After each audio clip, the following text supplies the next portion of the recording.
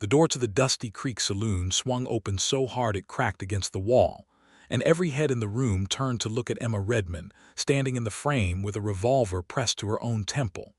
Not pointed at anyone else. At herself. Her hand was shaking, but her eyes were clear and cold as a January sky, and the 14 men seated around tables of cards and whiskey all felt the same thing at once. The electric, horrifying certainty that she meant it. "Give me one good reason," Emma said, her voice stripped raw, "why I should not end my life in this room, in front of every single one of you cowards who watched my husband sell me to Chester Holt for a gambling debt and said absolutely nothing." The silence that followed was the loudest thing ever heard in Dusty Creek, New Mexico territory in the spring of 1881. Nobody moved. Nobody breathed.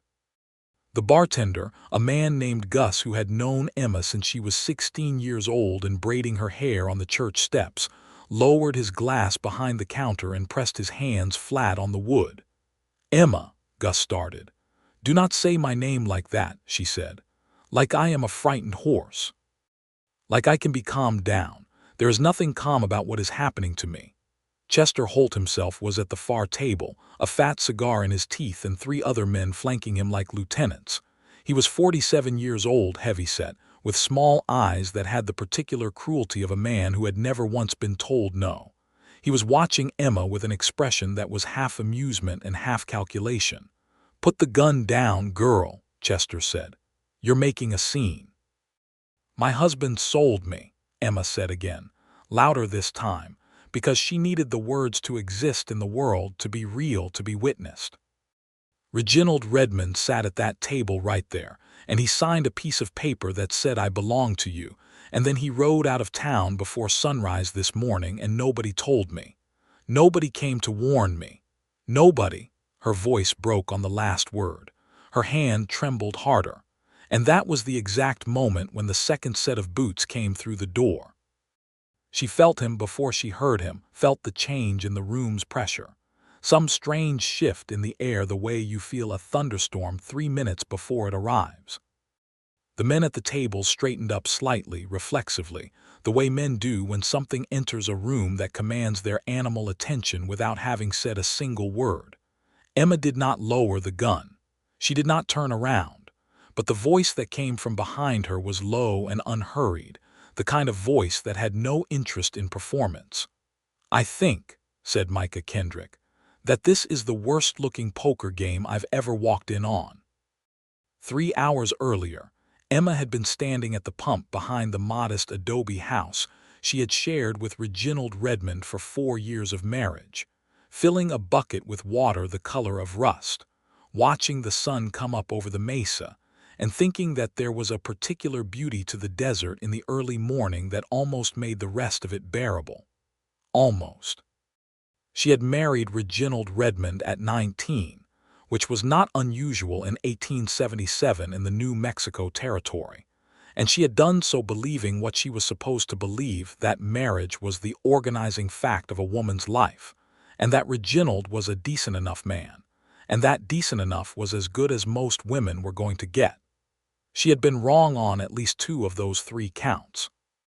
Reginald was handsome in a dissolving sort of way, like a cliff face that looks solid until you get close enough to see all the small collapses happening at its edges. He was charming when he needed to be, sullen when he did not, and he had a sickness for gambling that Emma had understood in the abstract before their wedding, and had understood in the terrifying, concrete reality of it for every day of their marriage since. She knew all of this about him. She had made her peace with it, or something she had mistaken for peace. What she had not accounted for was the hidden depth of his desperation, the dark and secret corners of what a man will do when he owes enough money to someone dangerous enough to collect.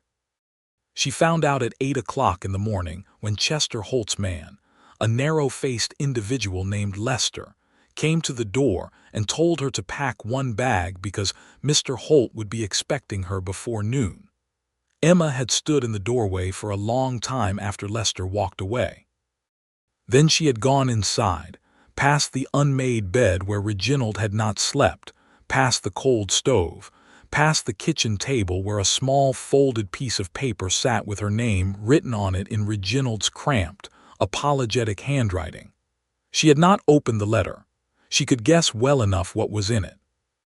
What she had done instead was go to the wooden box under the floorboard beneath the bed, the one Reginald did not know she knew about, and take out the revolver and the 6 bullets she had hidden there 3 years ago, when she first understood that her life in this town might one day require a different kind of decision-making. She had walked to the saloon with the gun in her hand and her chin up and her heart shattering in her chest, and she had made the only statement she could think of that would make every person in that building understand exactly what had been done to her. She had not planned to pull the trigger. She was not, at her core, a woman who had surrendered. But she had needed them to believe she might, because she needed them to understand that what Reginald had done was not a small matter of a man sorting out his finances. It was a monstrous thing. It was a betrayal so complete it could not be spoken of with ordinary words. And now there was a man behind her in the doorway, and Gus was looking at him with something that might have been recognition, and Chester Holt was watching him with something that was distinctly closer to unease. "Walk away, Drifter," Chester said. "This is a private matter." "Doesn't look private," Micah said, still unhurried, still with that low, steady voice. "Looks like a room full of men watching a woman fall apart and not one of them doing a damn thing about it." Emma turned then, slowly, the gun still at her temple, because she wanted to see what kind of man walked into a room like this and spoke like that. He was standing in the doorway with his hat in his hand, which she noticed because it was oddly courteous, the removing of a hat in a situation like this one. He was tall and lean in the particular way of men who cover a lot of ground and eat when they can, and sleep wherever they can find level earth. His hair was dark, his jaw was rough with a week's worth of beard, and his eyes were a shade of gray-green that caught the light from the dirty windows and did something interesting with it. He was looking at Emma with an expression she had no immediate category for. It was not pity. It was not fear. It was not the greedy fascination she saw on the faces of the other men. It was something closer to recognition, like a man who has seen a version of this moment before, in some private landscape of his own history, and has not forgotten what it cost. "My name's Micah Kendrick," he said, to Emma specifically, as though no one else in the room existed. "I came through the back way, so I don't know the whole story, but I'd like to if you're willing." "The story," Emma said, "is that my husband sold me." Something shifted in Micah's expression, subtle, controlled, but she caught it. "Sold you," he repeated, quiet and deliberate, as though he was making sure the word sat in the air where everyone could hear it. "To that man," Emma said, and she turned the gun away from her own head and pointed it at Chester Holt. The room detonated into motion. Men shoved chairs back. 2 of Chester's lieutenants went for their holsters. Chester himself did not move, because he had his own particular vanity about showing fear.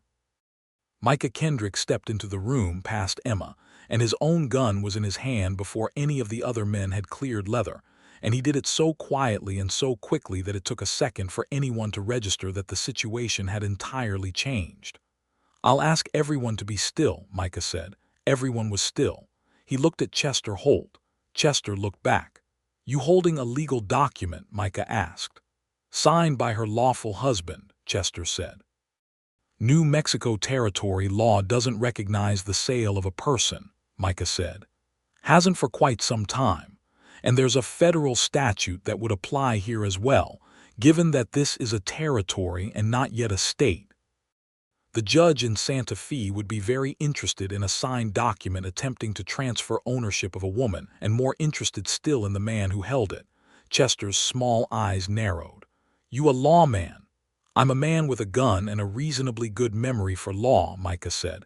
"That's enough for today." The standoff lasted 12 seconds. Emma counted them. Then Chester Holt reached into his jacket and placed a folded paper on the table and pushed it away from him with 2 fingers, a gesture of contemptuous surrender. "This isn't finished," he said.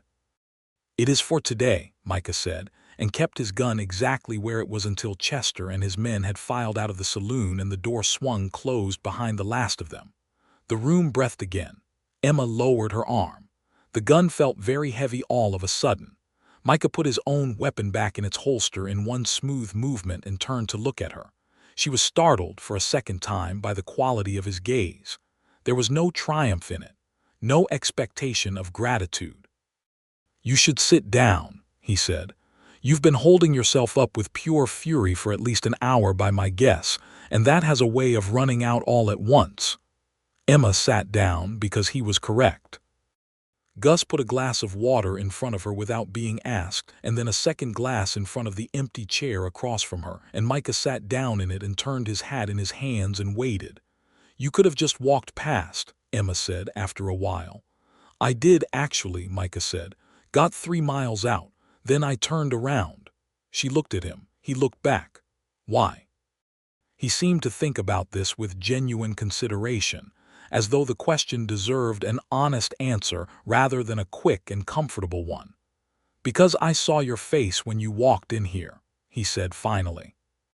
"And I thought, whatever is happening in that woman's life, she deserves at least one person who doesn't walk away from it." Emma Redmond had not cried yet that morning. She had been too angry, and then too afraid, and then too publicly visible, and she was a woman who did not cry where she could be watched. But something in that sentence came very close to breaking through the specific iron she had constructed around herself in the last 3 hours. She picked up the water glass instead and drank from it, and looked out the dirty window at the bright desert morning, and decided she would figure out the rest of it later.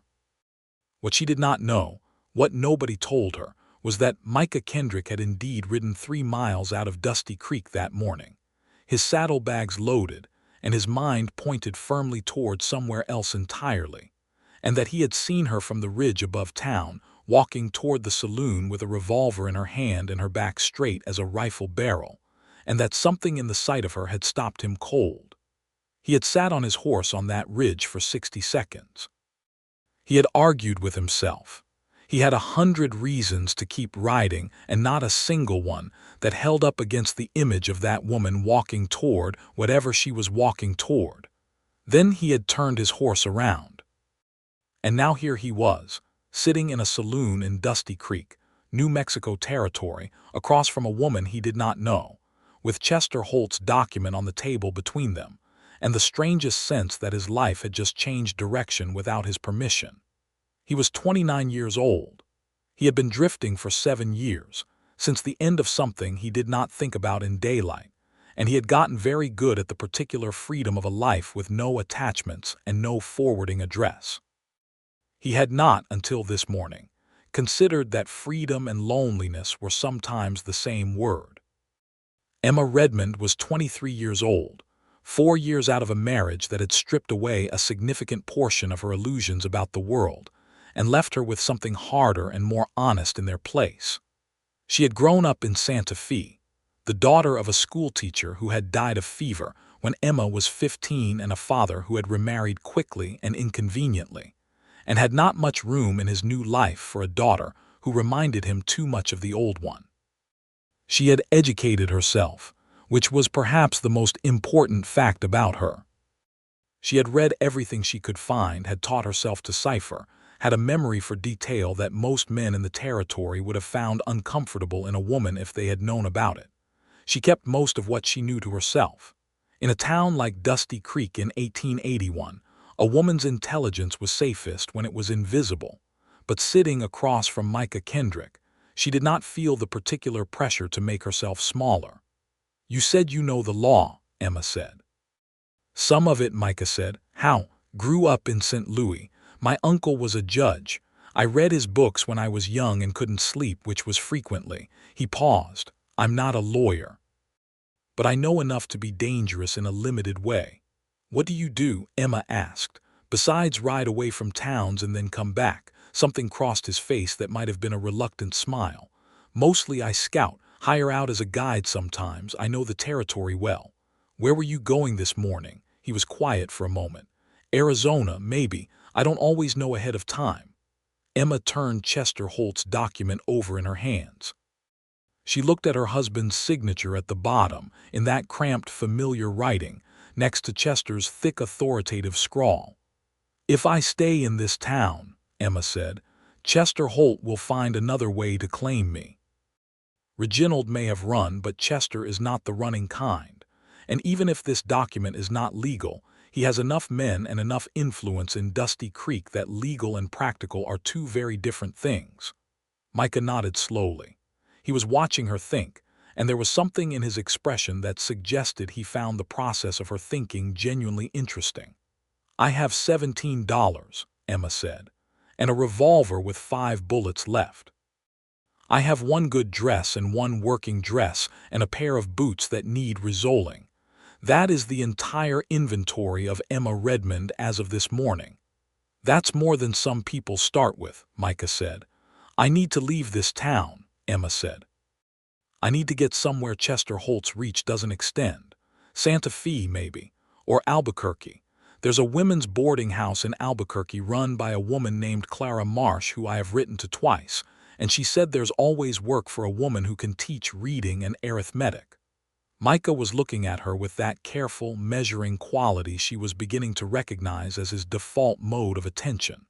"You're asking me for something," he said. Emma met his eyes directly. "I'm telling you what I need. What you choose to do with that information is your business." He turned his hat one more full rotation in his hands. "Albuquerque is 60 miles north. 3 days, maybe 2.5 if the weather holds." "I know," Emma said. "Chester Holt has men who know this territory better than most." "I know that too. It would be safer with 2 people." "Yes," Emma said. "It would." They looked at each other across the table in the morning light of the Dusty Creek saloon, and something was understood between them that did not require additional words, which was fortunate because neither of them was inclined to use more words than a situation strictly required.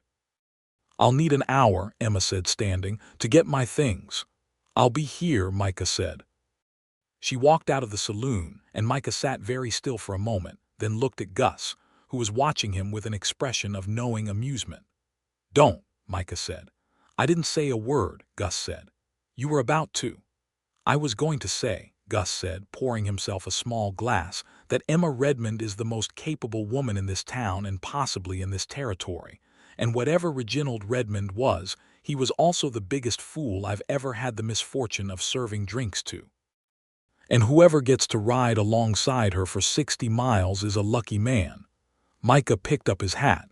"You should put that document somewhere safe," he said, nodding at Chester's paper, "in case it becomes relevant later." Gus picked it up and put it behind the bar without another word.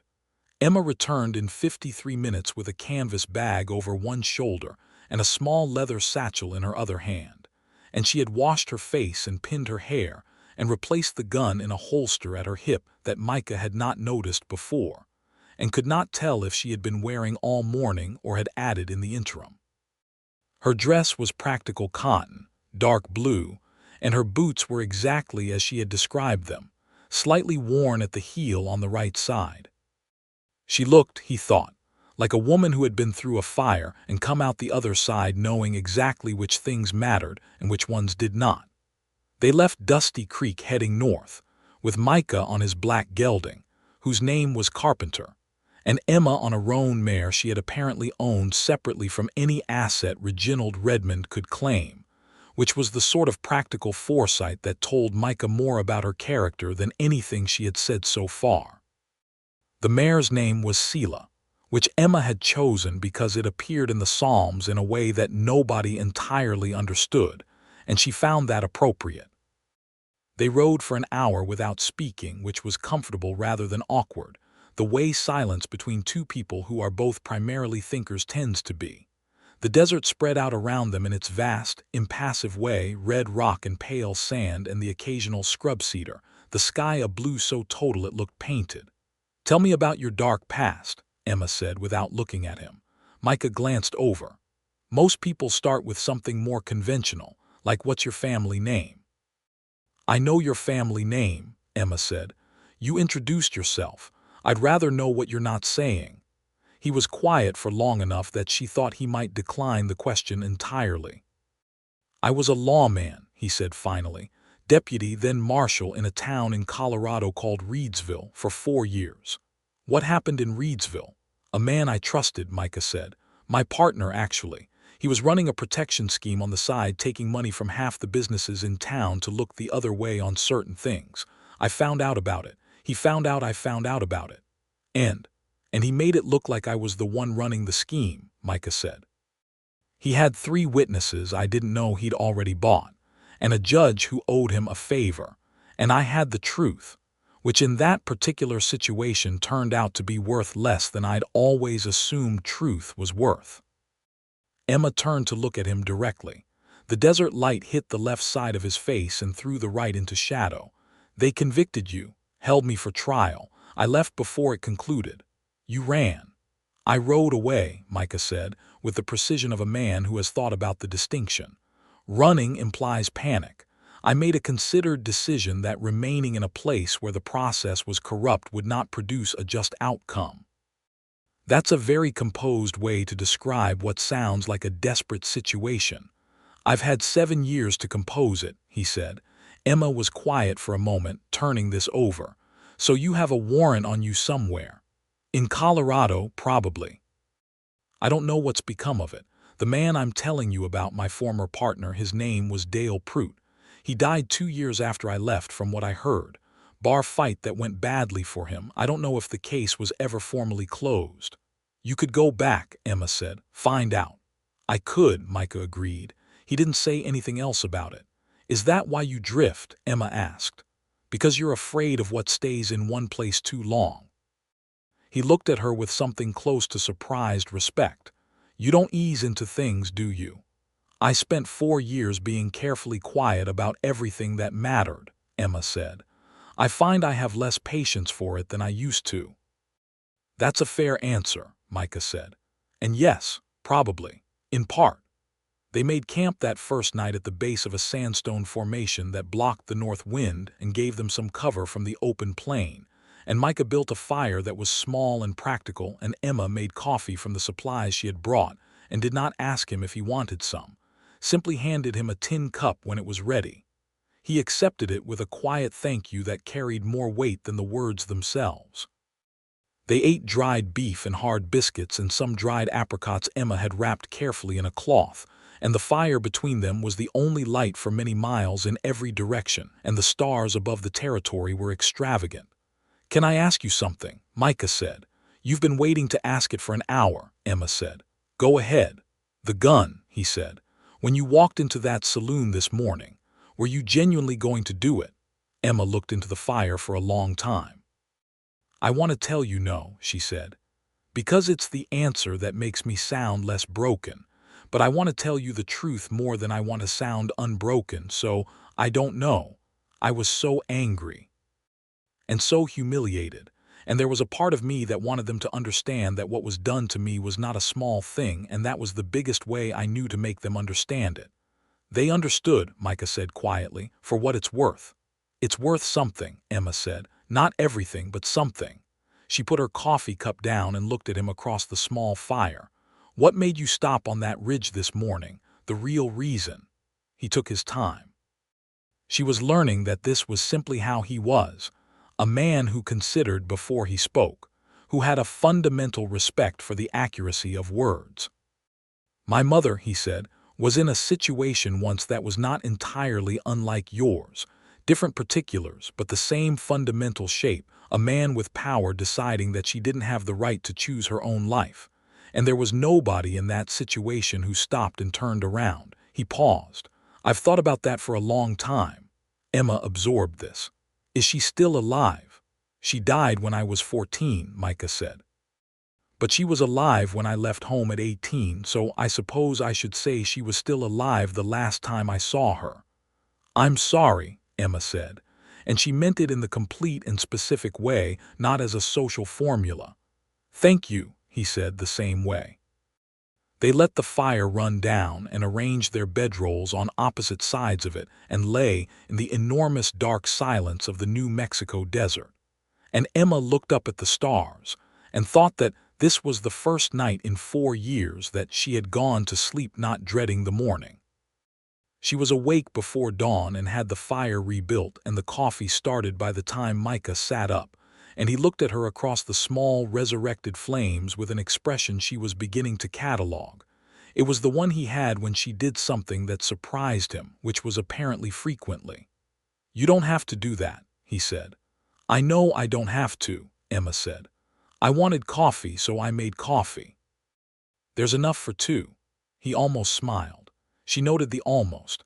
They broke camp quickly, with the efficient, wordless rhythm of two people who are both practical by nature, and were riding north again before the sun was fully up. The second day brought complications.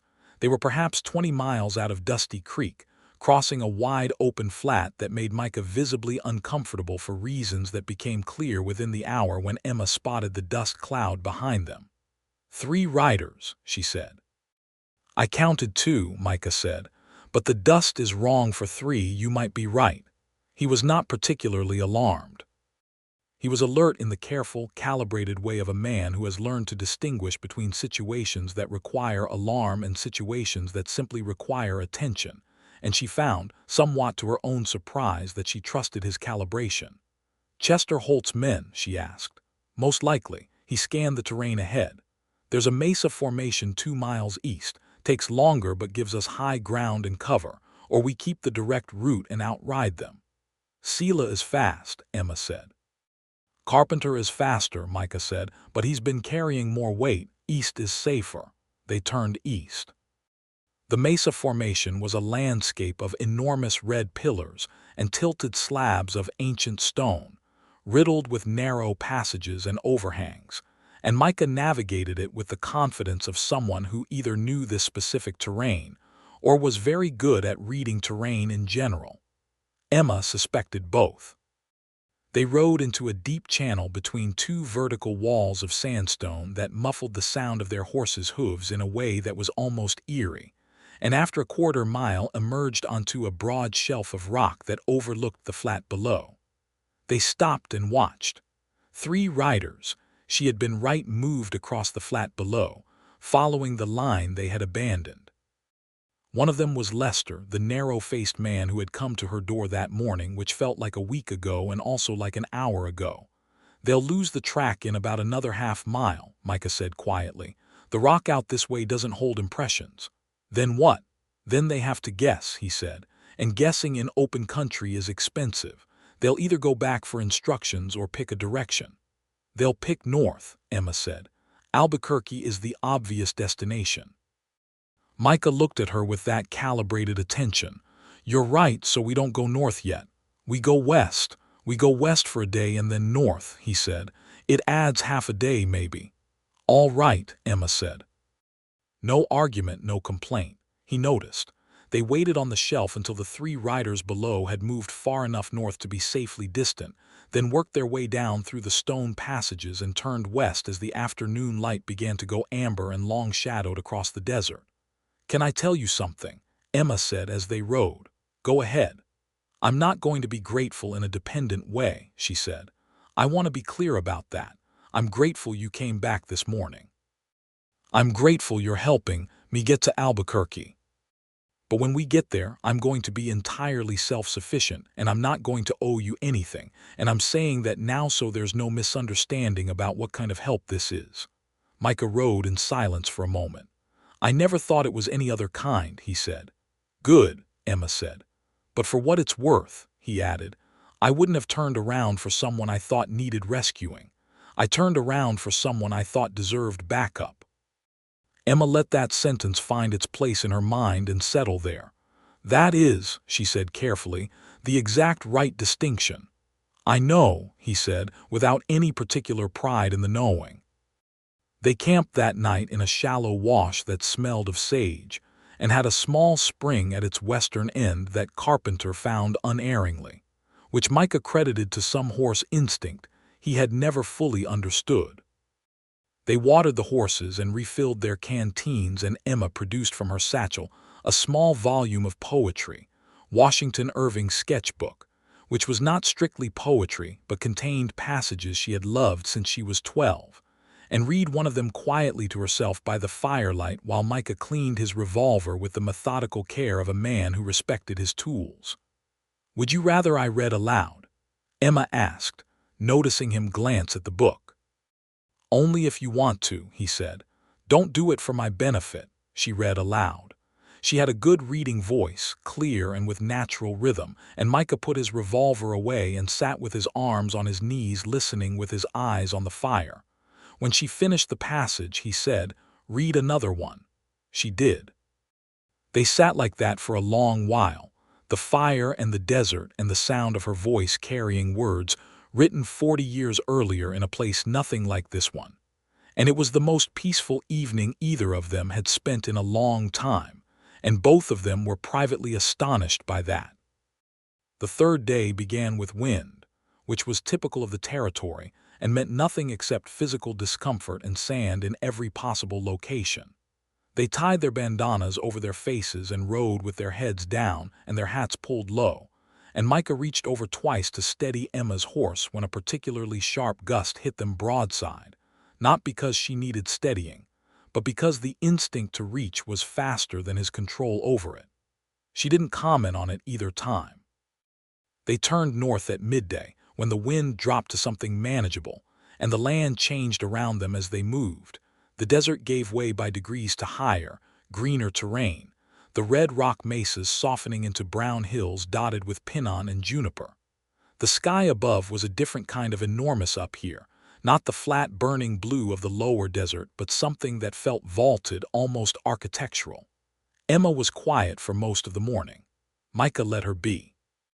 Around early afternoon she said, without preamble, "What will you do after Albuquerque?" He had been thinking about this same question on and off since yesterday, which was unusual for him. He generally did not think about what came next. "I don't know," he said honestly. "Arizona, maybe." There was something careful in how she said it, and he heard the careful. "Maybe," he said, "or maybe not." She looked at him sidelong. "Don't change your plans for me." "I'm not changing anything for you," Micah said. "I'm just not making plans at the moment." "That's what you said about Arizona." "I don't always know ahead of time," he said, which was what he had said before, and they both recognized the echoing of it. Emma looked forward again. The horses moved steadily beneath them, and the afternoon shadows began their slow lengthening across the hills. "Can I tell you something else?" Emma said. "You keep asking permission," Micah observed. "You don't need it." "It's courtesy," Emma said. "It's how I signal that something matters." She paused. "I haven't trusted a man since Reginald, not entirely, not in the way I mean.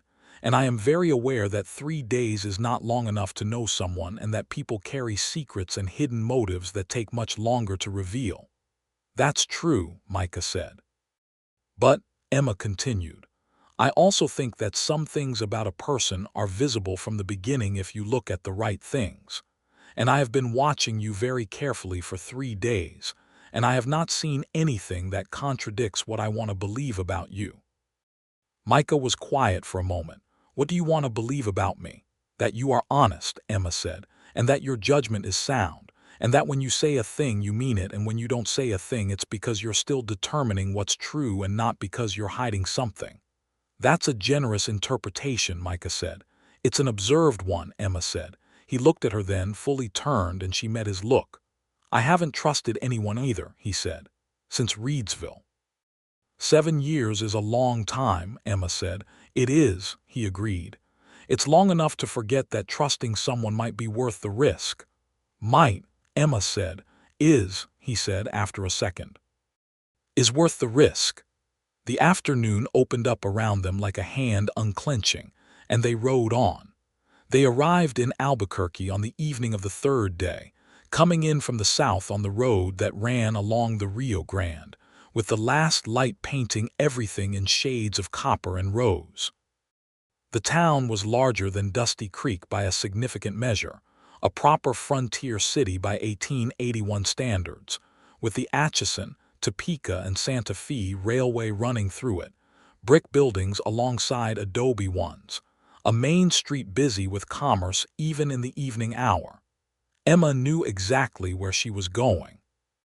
She had written twice to Clara Marsh, and had the address committed to memory, and she navigated through the streets of Albuquerque with a confidence that Micah recognized as the particular confidence of a woman who has a plan and intends to execute it. Clara Marsh's boarding house was on 3rd Street, a solid 2-story adobe building with a covered porch and a hand-painted sign that read simply, Marsh House. A woman who was probably 50, compact and brisk-moving, with silver hair and sharp eyes, opened the door before they had finished tying the horses. "Emma Redmond," Clara said, not a question. "I got your last letter 4 days ago. I expected you sooner." "There were complications," Emma said. Clara looked at Micah with the frank, evaluating gaze of a woman who has managed a boarding house of single women for 20 years and has strong opinions about the men who arrive alongside them. "This is Micah Kendrick," Emma said. "He helped me get here safely," Clara said, reserving judgment but not openly hostile. "There's a livery 2 streets over. Come back when you've settled the horses and I'll feed you both." She said "you both," with the emphasis of a woman who was granting a limited permission, and Micah caught it and was quietly amused. The livery was run by a taciturn man named Beaumont who asked no questions, charged fair rates, and had a good eye for horses. He looked at Carpenter and said, "Good animal," in a tone that was as close to effusive as he apparently got. Emma handed over Selah with detailed instructions about her water preference, which Beaumont received with patient respect. Over dinner at Clara's table, beef stew and cornbread and dried apple pie that was better than anything either of them had eaten in days. Emma explained the situation in Dusty Creek with economical precision. Clara listened without interrupting, which was its own kind of respect. "Chester Holt," Clara said when Emma had finished. "I know that name. He's had dealings up here as well. He's not the kind who gives up easily." "I know," Emma said, "but Albuquerque is a different situation than Dusty Creek," Clara said. "There's a real sheriff here, a real court, and I have enough community standing that if a man like Chester Holt attempts anything under my roof, he'll hear about it from more than just me." Emma relaxed slightly, which Micah noticed because he had been watching for it without realizing he was doing so. Clara turned to him. "Mr. Kendrick, what are your plans?" "I'm not entirely sure," he said. "Honest answer," Clara said with a slight unbending. "There's a hotel on the main street, the Castillo, run by a decent man. If you're intending to stay in Albuquerque for any length of time, you do better there than at the boarding house, which is women only." She paused. "But if your intentions toward Emma are honorable, I expect you'll find ways to visit that are acceptable to everyone." "Clara," Emma said. "I'm not being indelicate," Clara said serenely. "I'm being practical.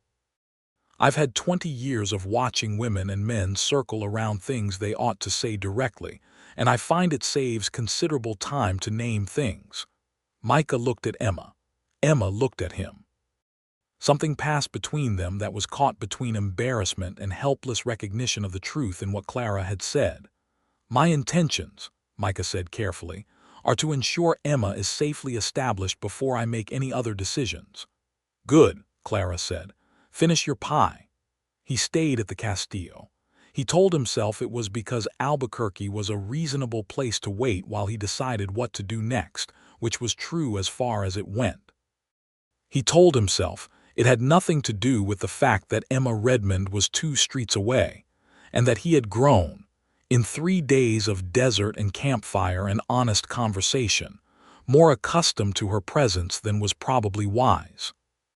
He saw her every day. It was not planned at first. He went to Clara's on the second morning because he had left his copy of the New Mexico Territory statutes with Emma in case she needed reference material for any legal questions. He had kept a small law reference in his saddlebag for years, which was a habit from his marshalling days, and she was on the porch when he arrived, sitting in the morning sun with a copybook in her lap, writing. "What are you doing?" he asked, coming up the steps. "Preparing lessons," she said. "Clara has arranged for me to teach 3 mornings a week at the schoolhouse on 4th Street, reading and arithmetic. I start Monday." He sat down on the porch steps without being invited, because it felt like a porch where sitting was permitted, and she handed him a cup of coffee that appeared from nowhere because he was learning, the habit of anticipating practical needs without making a production of it. "That was fast," he said. "I wrote 3 letters the day I arrived," Emma said. 2 to the schoolhouse and 1 to a lawyer named Henderson about the legality of what Reginald did. Henderson says the document Chester Holt holds is entirely unenforceable, and that Reginald has in fact exposed himself to criminal liability, though since he's long gone that's more academic than practical. "You've been busy," Micah said. "I've been building a life," Emma said without apology. "It's what I do." He looked at her in the morning light. She was wearing a different dress today, the one she had described as her good dress, which was a deep green that did particular things with her coloring. Her hair was down, still damp from washing, and she had not yet pinned it. He looked away before she could catch him looking, which she had already caught him doing once and had not commented on, which was either courtesy or forbearance, and he was not sure which. "I thought you might be gone by now," Emma said, without looking up from her copybook. "I'm not gone," Micah said. "I can see that." She wrote something with careful deliberation. "Why not?" He turned the coffee cup in his hands. It was an echo of the hat turning in the saloon, and he noticed it and made himself stop. "There are things I want to know," he said. "What things?" "What you're like," he said. "When you're not in crisis, when you've had time to settle somewhere and it's just ordinary days. I want to know what your ordinary days look like." Emma put down her pen. She turned to look at him with an expression he hadn't seen before on her face. Not the iron, not the careful observation, not the honest directness.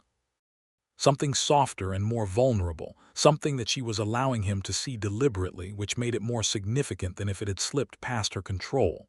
"That is a very particular thing to want to know about a person," she said. "I'm aware of that." "It implies," Emma said, "a degree of continued interest that goes beyond ensuring someone is safely established." "Yes," Micah said, "it does." She looked at him for a long moment. In the street below the porch, a wagon rumbled past. A dog barked twice and was quiet. The morning sun moved incrementally across the boards of the porch. "Monday I teach," Emma said. "Tuesday mornings I will be at the market on 5th Street, because Clara has asked me to help with the household purchasing. Wednesday I help Clara with the accounts because she suspects her current bookkeeper of being less careful than he should be and she wants a second set of eyes. Thursday and Friday the afternoons are mine." She paused. "If you wanted to know what ordinary days look like." "Thursday afternoon," Micah said. "I usually walk along the river," Emma said. "About 3 o'clock." "That sounds like a good walk," he said. "It is," she said, and picked up her pen again.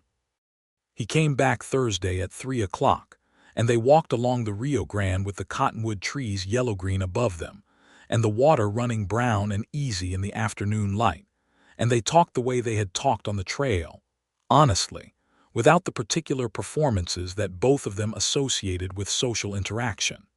He told her more about Reedsville. She told him about her father and the stepmother and the specific geography of loneliness that had shaped her adolescence in Santa Fe. He told her about the 7 years of drifting, the places he had been, the people he had met, the landscape of the Southwest that he had come to know better than he knew any human being. She told him about the 2 years of her marriage when she had still believed it might become what she had hoped it would be, and the 2 years after when she had made her peace with the fact that it would not and focused on surviving it with herself intact. "Did you love him?" Micah asked. "Reginald?" "I tried to," Emma said. "I thought that was the same thing for a while, trying." She watched the river for a moment. "Do you know the difference between trying to love someone and actually loving someone?" "I'm not sure I've experienced either in a way I was fully certain of," Micah said. Emma smiled at that, a real smile, not the careful, controlled variety she used in general social situations. It was the first time he had seen it, the real version, and it changed her face into something that made him feel, absurdly, as though the afternoon light had shifted. "That's the most honest thing you've said," she said. "I'm always honest," he said. "Yes," Emma agreed, "but not always about yourself." He took that in without deflecting it, which was itself a kind of honesty. They walked back to Clara's house in the long golden light of the late afternoon, and at the gate he paused and she paused, and the situation had the particular shape of a moment that was about to become more or less than what it had been, and they both knew it. "Thank you," Emma said, "for today." "Thank you for telling me about your ordinary days," Micah said. She looked at him. He looked at her. "Micah," Emma said, in the tone she used when she was about to say something she had been thinking about for a while. "Whatever this is, I want you to know that I'm not fragile, and I'm not temporary. If something is happening between us, it's not something I'll treat lightly, because I don't treat anything lightly, and I would need you to be the same way." "I am the same way," he said. "I have not taken anything lightly in my entire life, which has occasionally been inconvenient." She looked at him for another moment, then reached up and touched his face briefly, one brief, intentional touch, her hand against his jaw, before she withdrew it and turned and went inside. He stood at the gate for a full minute after the door closed, with his hand not quite raised to his own face, and then walked back to the Castillo with the particular sensation of a man who has understood something irreversible about himself. October became November in Albuquerque, and November became a season of ordinary days that were, for both of them, nothing like ordinary. Emma taught reading and arithmetic 3 mornings a week to a classroom of 8 children, ranging from 6 to 13, in a schoolroom that smelled of chalk and the lantern oil used to supplement the thin winter light. She was a gifted teacher, patient, precise, genuinely interested in each child's particular way of thinking, and with a gift for finding the angle of explanation that made a difficult concept suddenly accessible. Clara Marsh told anyone who asked that Emma Redmond was the best thing that had happened to that schoolhouse in a decade, and Clara Marsh did not exaggerate. Micah had found work. This had surprised him somewhat, though on reflection it should not have. Albuquerque in 1880. One was a growing city on the railroad line, and a man who knew the territory well and could navigate it reliably had options. He hired out to a surveying company doing preliminary work for a potential stage route through the southern mountains, which paid reasonably and took him out of town 2 days a week, which he did not love, but which made the Castillo feel sustainable in a way that pure drift money would not have. He also, quietly, wrote a letter to a lawyer in Denver about the situation in Reedsville, Colorado. It was the first time he had addressed the question directly in 7 years, and he did it because Emma had said, on one of their Thursday walks, "What would happen to you if you stayed somewhere long enough to plant something?" And the question had not left him alone since. 3 weeks later he received a reply. Dale Pruitt's death had precipitated an investigation that had uncovered, among other things, the protection scheme and the witnesses Pruitt had purchased. The case against Micah Kendrick had been formally closed in 1879. There was no warrant. There had not been one for 2 years. He was not, technically, a man on the run from anything. He sat with this information for a full day before telling Emma. He told her on a Thursday walk, because that was where they told each other things. He took the letter from his jacket pocket and handed it to her without a word. She read it carefully, the way she read everything, and when she looked up her eyes were bright in a way that was not quite tears but was adjacent to them. 2 years, she said. You've been free for 2 years and you didn't know it. Yes, he said. How do you feel? He thought about it genuinely. Like I've been carrying a pack for 7 years and I just set it down, and now I'm not entirely sure how to walk without the weight. Emma folded the letter carefully and handed it back to him. I think, she said, you walk the same way as before, but lighter. He looked at her and she looked back, and the cottonwood trees along the river were entirely bare by now, their white branches reaching against a sky that had gone the clean, pale blue of deep autumn. I don't want to leave Albuquerque, he said. It was the simplest possible way to say what he meant, which was characteristic of him. Emma was quiet for long enough that his heart, which had not behaved in a particularly dramatic fashion since about age 22, did something complicated in his chest. I don't want you to leave Albuquerque, she said. They stood by the river for a while longer, not saying anything else, which was enough. December came in cold and clear, and Micah Kendrick asked Emma Redmond to have dinner with him at the best restaurant in Albuquerque, which was a place on the main street called La Paloma that had linen tablecloths and actual silverware, and a menu that had been hand-lettered by someone with good penmanship. Emma wore her green dress and put her hair up with 2 carved combs that had belonged to her mother, which she had carried all the way from Dusty Creek in the small leather satchel, without ever explaining why she had them. Micah wore a jacket that was not the trail jacket, a dark wool one that fit him properly, and he had found a barber that afternoon, which Clara Marsh reported to Emma with entirely unnecessary detail and a poorly concealed satisfaction. They sat across from each other at a corner table and ordered from the hand-lettered menu and talked the way they always talked, honestly, with space for silence, with the particular quality of attention they gave each other that was, by now, visible to anyone in their vicinity. Over the second course, Micah put something on the table between them. A small box, plain wood, no adornment. Emma looked at it. She looked at him. "I don't want to get ahead of anything," Micah said, "and I know that your experience of marriage has been such that the institution itself might feel like a trap rather than a promise. So I want to say first and mean it completely that whatever you want is the right answer. There is no wrong answer that comes from what you actually want." Emma's hands were in her lap. "What's in the box?" "A ring that belonged to my mother," he said, "which I have been carrying in the bottom of my saddlebag for 17 years because I could never figure out what I was supposed to do with it, and then 3 months ago I understood what it was for." She looked at him for a long time.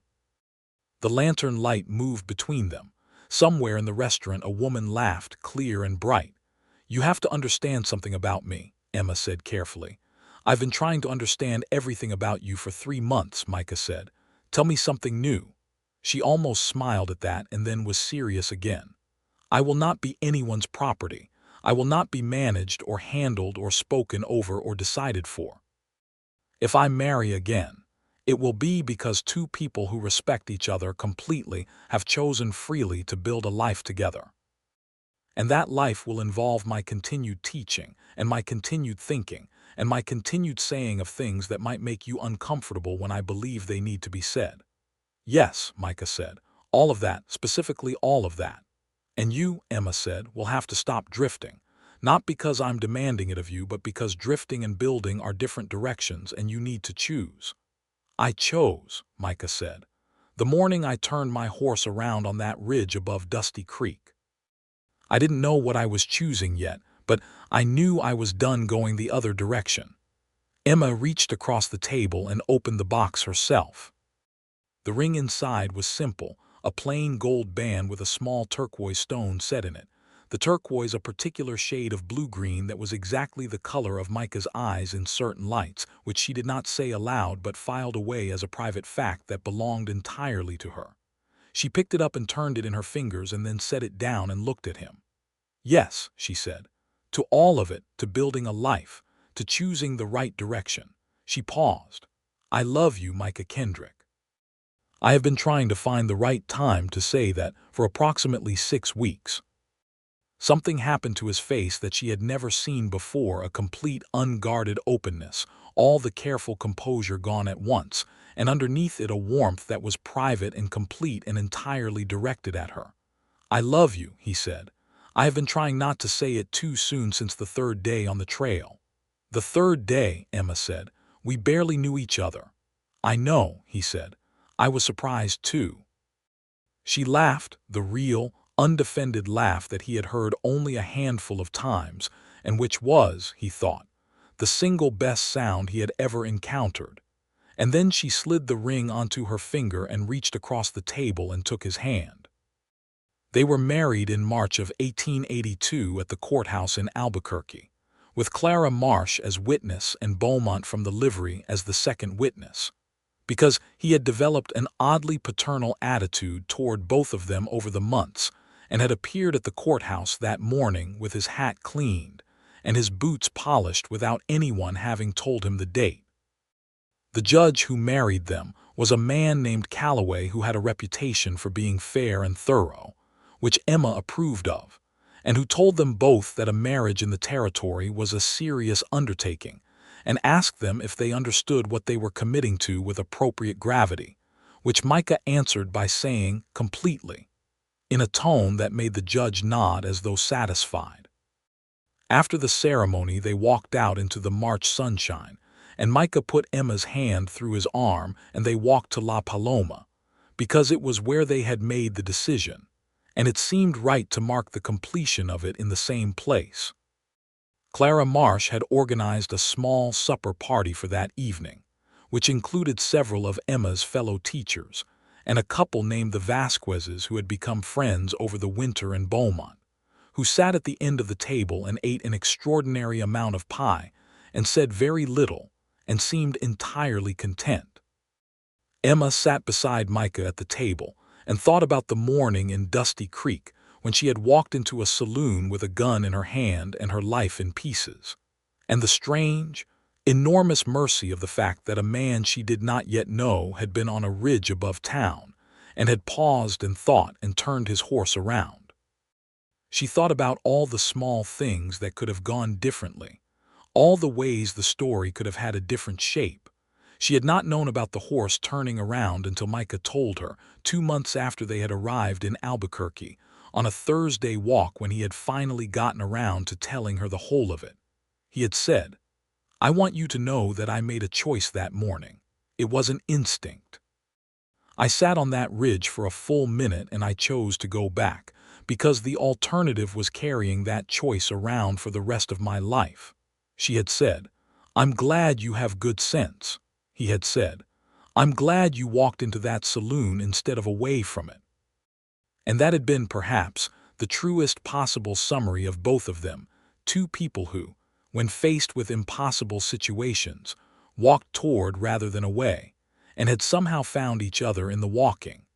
They moved into a house on the eastern edge of Albuquerque in April, a proper adobe house with a covered porch and a small garden and enough room to be a home rather than just a shelter.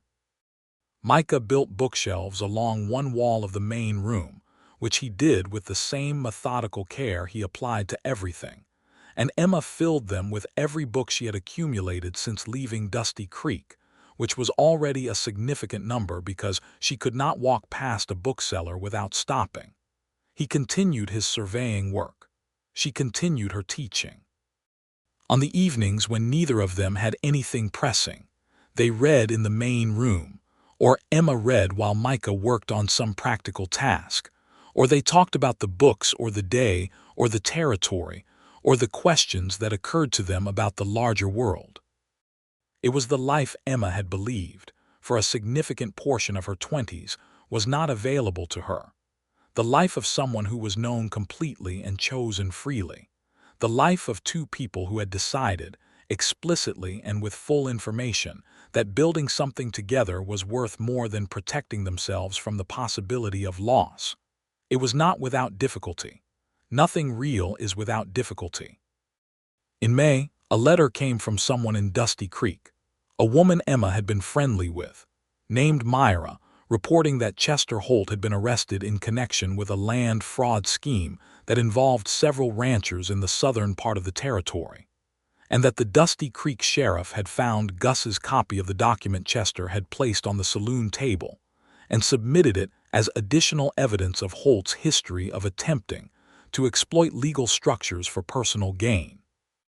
Chester Holt was taken to Santa Fe for trial and was convicted in July. Emma read the report in the Albuquerque newspaper and then set it aside and made dinner. Micah came home to find her unusually quiet. "Saw the newspaper," he said. "It's strange," Emma said, cutting vegetables with precise, even strokes. "I thought it would feel larger. I thought I would feel more." "What do you feel?" "Finished," she said. "Just finished. Like a chapter you got through and now it's behind you and you're not glad he suffered because suffering was never the point. The point was that it stopped." Micah stood in the kitchen doorway and looked at her. "You're remarkable," he said. "I'm practical," Emma said. "Come help me with the onions." He came and helped with the onions, and they made dinner together in the small, warm kitchen of their house on the eastern edge of Albuquerque, and the evening light came through the western window and lay across the floor in long amber bars, and it was, by any honest measure, a good life. The news about Reginald Redmond came in the summer of 1882. He had been found in Tucson, Arizona, where he had apparently spent the month since leaving Dusty Creek working in a livery, and by all accounts, not gambling, which suggested that the disaster in Dusty Creek had frightened him into something resembling reform. He had, through a lawyer in Tucson, sent a request for Emma to initiate divorce proceedings, with a signed statement confirming the circumstances of his departure and acknowledging his wrongdoing, which his lawyer had apparently convinced him was necessary for any kind of clean record. Emma filed the divorce papers within the week, which the territory court granted given the abandonment and the circumstances, and the judge signed the decree in September. On the evening after the decree was signed, Micah came home with a bottle of good wine, genuine Californian wine that had come in on the railroad, which was a luxury they almost never indulged in, and set it on the table. Emma looked at it. "What are we celebrating?" "The complete closure of every old door," Micah said, "so that there's nothing in the way of the new ones." Emma looked at the wine and then at him and felt something expand in her chest that she could not entirely name, which she thought was perhaps just the feeling of having space, the first time in years that the future was uncluttered. "I want to tell you something," she said. He sat down. He always gave her his full attention when she said that, which she loved about him. "I think I'm going to have a baby," Emma said. The silence that followed lasted approximately 4 seconds, which was the time it took for the information to travel through all of Micah Kendrick's usual careful composure and reach whatever was underneath it. And what was underneath, it was something that looked like pure, uncomplicated joy. He was around the table and she was on her feet and he had her face in both his hands and she had her hands on his chest, and they were both laughing, which was not the response either of them would have predicted if asked to predict, but which was absolutely the right one. "Are you certain?" he asked. "I'm fairly certain," Emma said. "I'll see Dr. Harmon next week to be completely certain. But yes, I think so." He pressed his forehead to hers and held it there, and Emma felt the warmth of him all through her, and thought that this was what she had not been able to imagine during the long, difficult years. Not just safety, not just respect, but this, being held by someone who was genuinely glad to exist in the same story as her. The baby was confirmed by Dr. Harmon the following week. A boy was born in the spring of 1883, in the same house on the eastern edge of Albuquerque, delivered by a midwife named Mrs. Torres who had 20 years of experience and a calm authority that Emma deeply appreciated. They named him James, after Micah's uncle the judge, because it seemed right to honor the man who had inadvertently set Micah on the path of knowing the law well enough to walk into a saloon in Dusty Creek and change everything. James Kendrick was a sturdy, observant baby who regarded the world with the particular gravity of an individual who is taking careful mental notes, which Emma said was clearly from his father's side, and Micah said was clearly from hers, and they agreed it was probably both. Clara Marsh came to see the baby 3 days after he was born, and held him with the practiced ease of a woman who had seen many babies in 20 years of running a boarding house, and told Emma he was a good-looking child and told Micah he had done well, which was Clara's highest available form of praise. Beaumont appeared at the door with a carved wooden horse that he had apparently been making in his off hours for the past 2 months, which made Emma's throat tight in a way she did not entirely expect. He handed it over, grunted something that might have been congratulations, and left before anyone could say too much about it. James grew with the particular acceleration of small children who seemed determined to cover ground as fast as possible. He was walking at 11 months and talking clearly by 14, and at 18 months he had a stubborn, considered quality to his opinions that made Clara Marsh say that Emma and Micah had better start practicing their arguments now, because that child was going to require good ones. In 1884, Micah was offered a position as a deputy marshal with the new federal court office in Albuquerque. He sat with the decision for 3 days, which was longer than he usually sat with decisions. He told Emma why, the third evening. "The last time I wore a badge," he said, "it went badly. It went badly because of someone else's dishonesty," Emma said, "not because you were not good at it." "I know the logical version of that," Micah said. "What's the other version? That I trusted the system once and it failed me, and I have spent 7 years being careful not to be inside any system that could do that again." Emma set down her sewing and looked at him. "Do you want this job?" He was quiet. "Micah, do you want it?" "Yes," he said. "I think I do. I think I'm actually good at it, and I think I left it under the wrong circumstances, and I think there's something unfinished about having walked away from that work." "Then take it," Emma said. "You know the law, you're honest, you have good judgment. This territory needs more men like that in positions where it matters." He looked at her with the expression she knew as his completely seen expression, the one he had when she had said the thing he needed to hear, expressed in the way he needed to hear it. He took the badge the following Monday. He was good at it. He had been good at it before, and Reedsville had not changed his underlying aptitude, only his willingness to be vulnerable to the processes and people that surrounded it. In Albuquerque, with the federal court backing him and a sheriff named Morales who was meticulous and fair, he found the work satisfying in the way that deeply suited work is satisfying, not because it is always pleasant, but because it matches the shape of who you actually are. Emma continued teaching.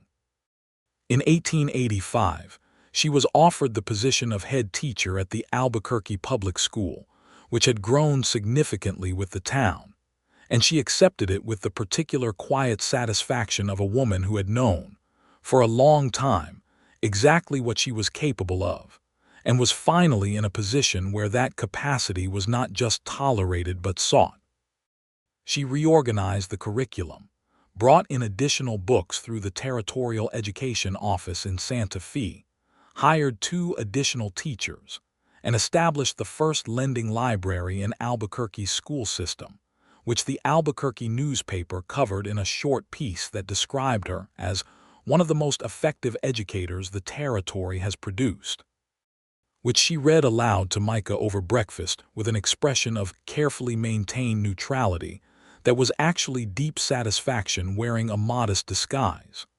Micah read the piece twice and then cut it out and put it in the wooden box on the high shelf where they kept the things that mattered. That box already contained the decree of divorce from the territorial court, a letter from the Denver lawyer confirming the closure of the case against Micah Kendrick, a photograph taken at a studio on the main street on the occasion of their first anniversary, in which Emma is not smiling in the photograph itself, because formal photography in 1883 required stillness, but there is something in her eyes in the photograph that is unmistakably close to happiness. The carved wooden horse from Beaumont, which James had outgrown but which lived on the shelf rather than in a box. A letter from a former student of Emma's, a girl named Rosa Vasquez who had gone to Santa Fe for further schooling and written back to say that she had gotten there because of what she had learned in Emma's classroom.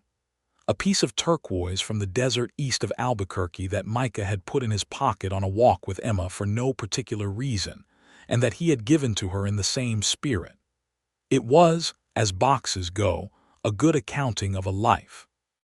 In 1886, their second child was born, a girl they named Catherine after Emma's mother. Catherine had Micah's gray-green eyes and Emma's fierce concentration, and was, from a very early age, aggressively social in a way that neither of her parents were, which they found both baffling and delightful.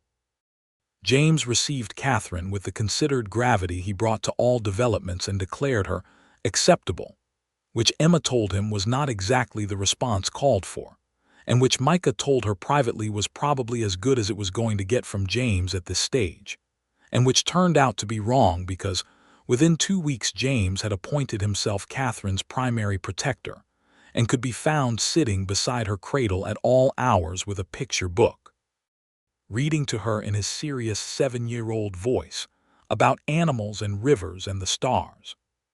In 1887, something happened that neither of them had expected, which was the arrival in Albuquerque of a man who introduced himself to Micah on the street as Warren Kendrick, who was Micah's younger brother, who had tracked him down through the federal court records because he had been looking for him for 3 years. Micah was so startled that he stood on the main street of Albuquerque for a full 10 seconds without speaking, which was the longest period Emma had ever observed him without speaking. Warren Kendrick was 26 years old.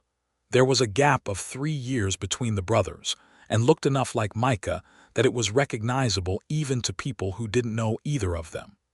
He was slightly lighter in coloring and considerably more immediately talkative, and he had come from St. Louis on the train and had no particular plan beyond finding his brother. Emma fed him dinner and listened to the conversation between the two brothers with the attention she gave to all things that mattered, and what she heard was the sound of 7 years of silence being carefully undone, not rushed, not dramatic, but honestly and steadily, the way you unwrap something that has been stored for a long time and needs to be handled with care. Warren had known about Reidsville, had tried to find Micah in the years immediately after, had eventually given up and then, 3 years ago, had tried again when he had heard through an acquaintance in Denver that the case had been closed, and Micah Kendrick might still be somewhere in the territory. "Why did you keep looking?" Micah asked. "Because you're my brother," Warren said, as though this were the most obvious possible answer, which it was. Warren Kendrick stayed in Albuquerque for 3 weeks. On the last evening before he took the train back east, he sat on the porch of the house on the eastern edge of town with Micah and Emma, and they watched the desert sunset do its extraordinary work with the sky, the colors running from gold to rose to purple in slow, overlapping waves. "You built something real here," Warren said. "We did," Micah said. Warren looked at Emma. "You know he turned his horse around and came back for you the morning you met, he told me. Said it was the best decision he ever made." Emma looked at Micah, who was looking at the sunset with the expression of a man who had not anticipated his brother volunteering this information. "He told me," Emma said. "Eventually." "You should have led with it," Warren said to Micah. "I tend to lead with whatever is most immediately useful," Micah said. That morning, what was most immediately useful was knowing the relevant law regarding the transfer of persons. "Romantic," Warren said. "It was, actually," Emma said, with perfect sincerity, and Warren laughed and Micah looked at her sideways with the warmth she had catalogued in her private inventory of his expressions, and never got entirely used to. The years settled into the particular gold of a life fully inhabited. Micah was promoted to marshal in 1889, when the territory was reorganizing its law enforcement ahead of the long process toward statehood. He was known in Albuquerque as a fair and thorough man, the kind of marshal who solved things by intelligence more often than force, and whose word could be relied upon in ways that were not always typical of the position.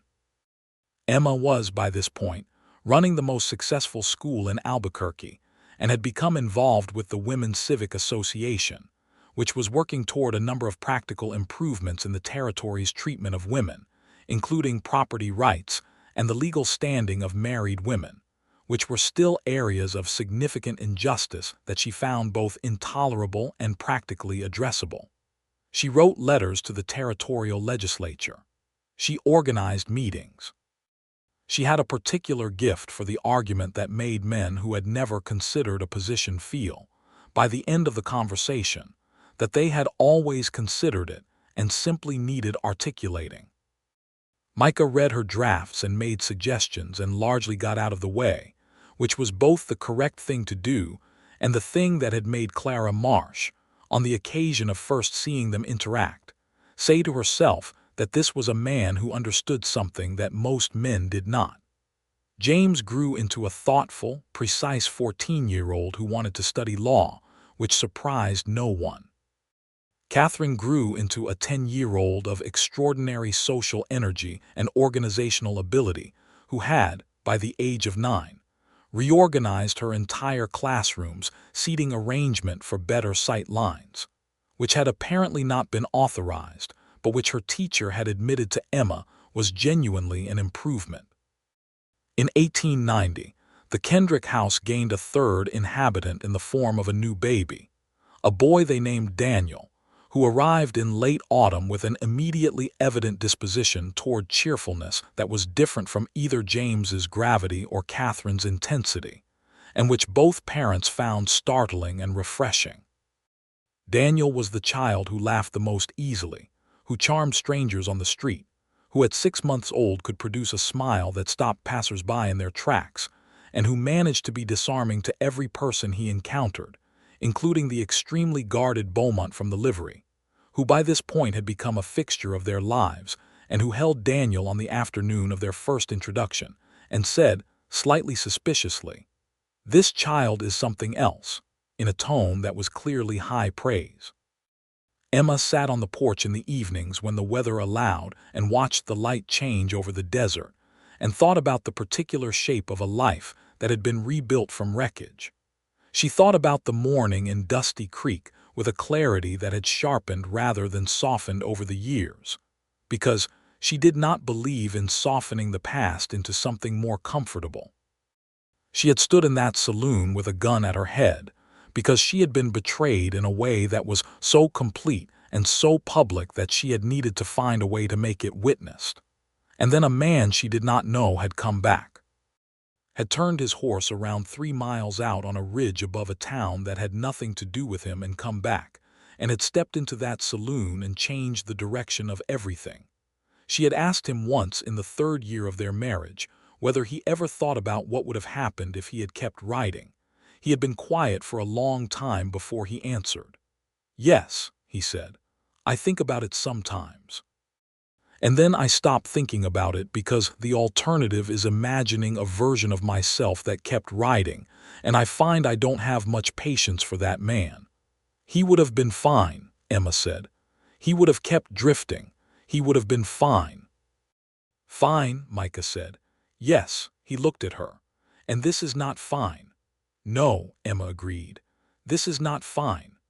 They had sat together in the main room of their house with the bookshelves along the wall and the children's sounds from the back of the house and the evening coming in through the windows, and fine was absolutely the wrong word for any of it.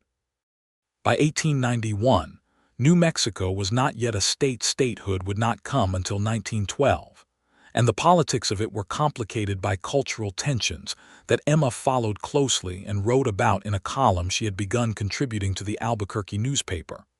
But it was a territory increasingly organized, increasingly networked by the railroad, increasingly part of the broader American story that was still, in so many ways, being written. Emma and Micah were part of that story in their own specific way, not famous, not historically notable in the broad sense, but present and contributing and honest, which she had come to believe was the best possible version of a life, to be genuinely present to what you were doing, and to do it honestly. James graduated from the Albuquerque School in 1892 and took the train to Denver, where he had been accepted to read law at a firm that had connections to the federal court, which Micah had had nothing to do with arranging, a fact James was both aware of and grateful for. He wrote home every 2 weeks without being asked to. His letters were long, detailed, and had a quality of suppressed excitement beneath their formal surface that Emma recognized as her own, and which she mentioned to Micah, who said he had noticed it too.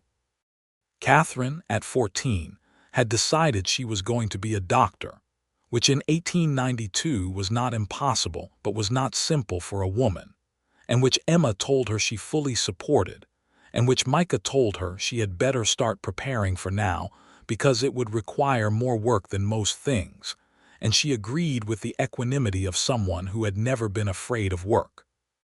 Daniel, at 2, was working on his vocabulary with the focused determination of someone who has realized that words are tools, and he intends to acquire as many of them as possible. Clara Marsh retired from the boarding house in 1893 and moved into a smaller house 2 streets from the Kendricks, which was not accidental. She was 62 years old and had decided that the boarding house was someone else's work now, but that Albuquerque was still where she intended to be, and that proximity to the Kendrick household was, on balance, more interesting than the alternative. She came to dinner twice a week. She and Emma played chess on Sunday afternoons with a focused competitive intensity that Micah observed with the satisfaction of a man watching something genuinely impressive. She told Daniel stories about the old days of the territory that were educational and only occasionally terrifying. She had never, since the morning Emma arrived at her door, said anything about the specific miracle of what had happened in Dusty Creek, because she was not a woman who trafficked in sentimentality. But on the occasion of Emma and Micah's 10th anniversary in March of 1892, she had presented them with a framed needlework piece that she had made herself, which read, in small, precise stitching, "She deserved backup, and he came back." It was hung in the main room between the bookshelves. Emma had read it and felt her throat close and had thanked Clara with a brevity that Clara understood perfectly, because they were, in this respect, alike. Micah had looked at it for a long time and then had said, quietly, "How did you know that's what I said?" And Clara had said, "Emma told me, on the Thursday after you arrived." I asked her why she trusted you, and she said, "He told me he didn't turn around for someone who needed rescuing. He turned around for someone who deserved backup." And I thought, well, that man understood something. Micah had looked at Emma, who was looking at the needlework, and she had turned and looked at him, and they had shared the particular look that they had by now had 10 years to develop, the look that was a complete private conversation conducted in approximately half a second. Warren came back from St. Louis in 1893, this time without a return ticket. He had gotten himself to a place in life where Albuquerque made sense, he explained, which Emma understood as the territorial version of being drawn to where your family was without wanting to say so too directly, which was a Kendrick characteristic. He set himself up as a clerk at the federal court office where Micah worked, which meant the brothers saw each other daily, and which Micah said, with great composure, was fine, and which Emma knew was something much closer to an answered question he had not allowed himself to ask. Warren got married in 1895 to a schoolteacher named Adelia who had come to Albuquerque from Texas, and who became, within 6 months, one of Emma's closest friends, because they had the specific compatibility of 2 women who are both more formidably intelligent than most people give them credit for, and who recognize each other on sight. The Kendrick house on the eastern edge of Albuquerque became, over those years, a place where people gathered. Not because it was grand, it was a good adobe house with a well-maintained porch, and a garden that Emma had expanded into something genuinely productive, with tomatoes and chilies, and the particular herbs that Micah had learned to cook with during his 7 years of drifting when cooking for yourself was a survival skill rather than a pleasure. It became a gathering place, because both of the people in it were the kind of people that others gravitated toward. Emma because she was formidably clear-thinking and genuinely interested in other people's lives, and willing to say hard things with kindness. Micah because he was reliable in the way that something structural is reliable, present, steady, not requiring anything from the people around him that he was not prepared to give. James came back from Denver in 1898, a lawyer of 23 with a position secured at the territorial court in Albuquerque, which turned out to have been arranged by no one, and to have happened because James Kendrick had distinguished himself in Denver in ways that people noticed.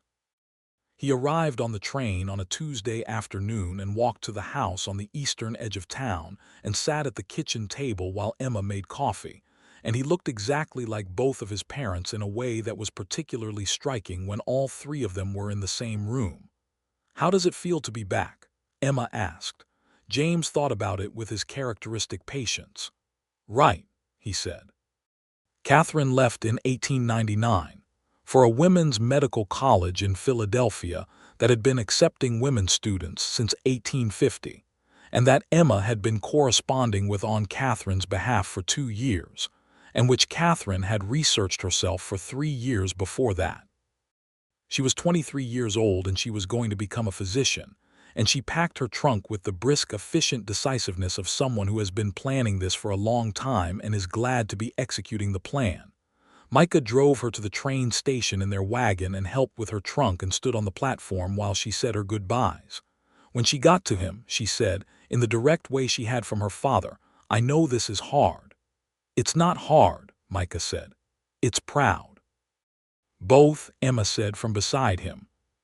Catherine hugged her mother and her father and shook hands with James and hugged Daniel, who was 9 and solemnly accepted this, and then got on the train and put her head out the window and waved as it pulled out, and she was smiling with the specific brightness of someone who is going exactly where they are supposed to go. Emma stood on the platform with Micah's hand in hers and watched the train diminish and disappear and felt the complicated magnificence of loving someone enough to not hold them back. "She's going to be extraordinary," Micah said. "She already is," Emma said. They drove home through the evening streets of Albuquerque, which had grown significantly since 1881 and was by 1899 a real city, electric lighting on the main street, proper brick buildings, the railroad well established, a population that had multiplied many times over. It was not the same Albuquerque that Emma had arrived in as a refugee from Dusty Creek, and Emma was not the same woman. But the essential things, the house with the bookshelves, the carved wooden horse on the high shelf, the needlework between the shelves, the wooden box of things that mattered, those were unchanged. They went home and Warren and Adelia were already there, and Clara was in the armchair by the window as she usually was on evenings like this, and James was reading something thick and legal at the table, and Daniel was sitting on the floor with a collection of stones he had been sorting by color and size since he was 4 and had not entirely outgrown at 9, and the house was warm and full of the comfortable sounds of people who know each other completely. Emma stood in the doorway of the main room for a moment, just watching it. Micah came up behind her and put his hands on her shoulders, not in any dramatic way, just the casual certainty of a man who knows he is welcome there. "All right," he said quietly. "Yes," she said, "all right." And she was. She thought briefly, as she sometimes did, of the morning in Dusty Creek when all of this had been unimaginable, when the world had consisted of a saloon and a betrayal and a gun that was too heavy in her hand. She thought of the ridge above town and a man on a black horse who had paused and thought and chosen. Nobody had told her about that pause. Nobody had told her about the 3 miles he had covered and then reversed. She had found out later, much later, and had sat with the information for a long time before she understood what it meant. Not just the fact of it, but the particular character of a man who, having made one decision, could stop and honestly examine it and make a different one without the paralysis of pride. It was the same character that had walked into a room with a clear head and a steady hand and said the exact right things. The same one that had told her, on a porch in the morning light, that he turned around for someone who deserved backup. The same one that had sat across a campfire in the desert and listened to her read from a book and then asked for another. The same one that had turned his hat in his hands and chosen his words with precision and love, and the deep, abiding respect of a man who understood that a woman's wholeness was not an inconvenience to be accommodated, but the very thing he had come back for. She turned and looked at him. He was watching her with the expression she had first catalogued in a dirty saloon in Dusty Creek and had been cataloging ever since. The one that had no easy name, that was somewhere between recognition and wonder, that was specific entirely to her. "I love you," she said. "I love you," he said, with the simplicity of someone who has said it 10,000 times and means it precisely as much the 10,000th time as the first. Daniel looked up from his stones. "Are you going to be like that all evening?"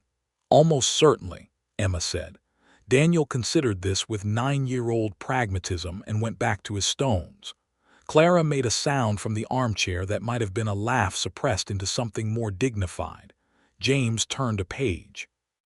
Outside, Albuquerque was moving into the last hours of the evening, and the desert beyond it was doing what it always did in the dark, immense and old and indifferent in its beauty, turning slowly under stars too numerous to count, holding the history of every person who had ever moved across it, the ones who kept riding and the ones who turned around, the ones who came back. The wooden box on the high shelf held, in addition to everything else already in it, a letter Catherine would write from Philadelphia in 1902 announcing the completion of her medical degree, and a letter James would receive from a territorial court about a case.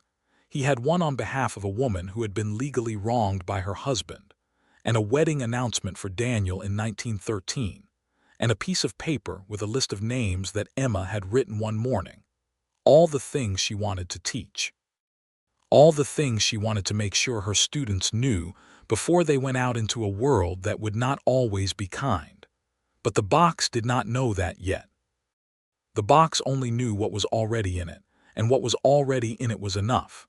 The house settled into the sounds of evening. Micah went to put the kettle on. Emma followed him to the kitchen, because that was where she wanted to be, and the particular freedom of that, of being somewhere because you want to be, of choosing freely and being chosen freely, was something she had decided, a long time ago, to never take for granted. She stood in the kitchen of the house she had built with the man who had turned around, and the kettle heated, and the evening deepened, and the stars came out over the desert one by one.